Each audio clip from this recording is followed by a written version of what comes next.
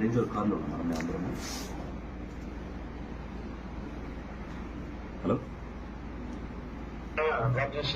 Black చేశాను. Black చేసి complete గా రాడ్లు ఉన్నాయన్నా, రాడ్లు ప్లస్ కట్టెలు ఉన్నాయన్న వాళ్ళ దగ్గర.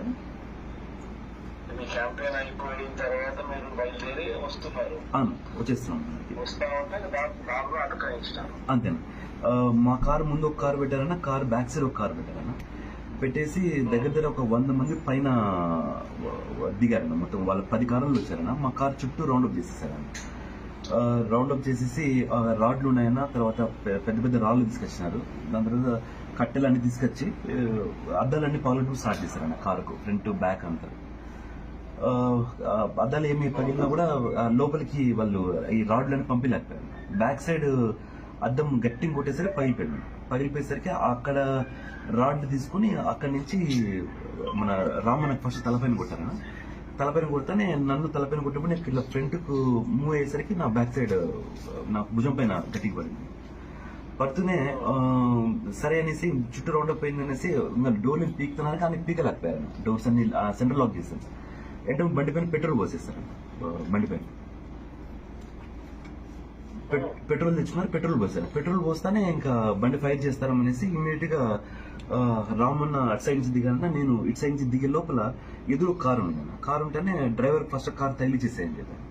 ఆ కార్ తగిలిచ్చేసి సైడ్ నుంచి ఇట్లా తీసుకొని కొంచెం ముందుకు వచ్చాక ముందు ఒక 50 to 100 మీటర్స్ లో వీళ్ళు పోలీసులు ఉన్నారు. వాళ్ళకి ఇన్ఫార్మ్ చేశాను ఇట్లా అనేసి.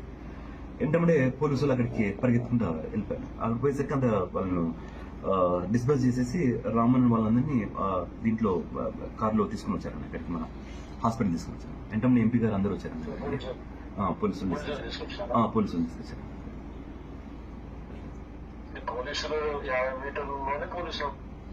అంటే జస్ట్ 50 మీటర్స్ అన్న. మేము కార్ తగిలిచ్చేసి ముందు తీసుకుని పోయేసరికి అక్కడ ఒక ఎస్ఐ ఉన్నారన్నా, ఒక సిఐ ఉన్నారు, ఒక 2-3 పోలీసులు ఉన్నారు. మా బండ్లు చూసి అంత బండి అంతా కంప్లీట్ డ్యామేజ్ చేశారన్న. మొత్తం 4 బండ్లు కంప్లీట్ డ్యామేజ్ అంత. ఆ బండ్లు చూసి వాళ్ళు మా దగ్గర పరిగెత్తుకుంటారు. ముందుకు అట్లా కొట్టుకుంటూ వచ్చేసాను. వాళ్ళ బండిని కొట్టుకుంటే మేము ముందుకు వచ్చేసాను అన్న.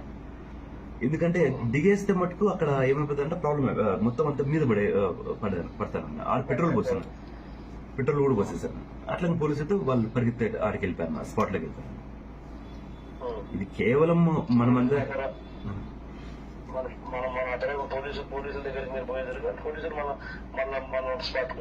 అంతేనా. మనం పోయి చెప్తేంత వరకు కూడా వాళ్ళు అసలు వాళ్ళ ముందునే 10 కార్లు వెళ్ళాయన్నా. మేము అక్కడ ఉన్నామని కూడా తెలుసన్న పోలీసులకు.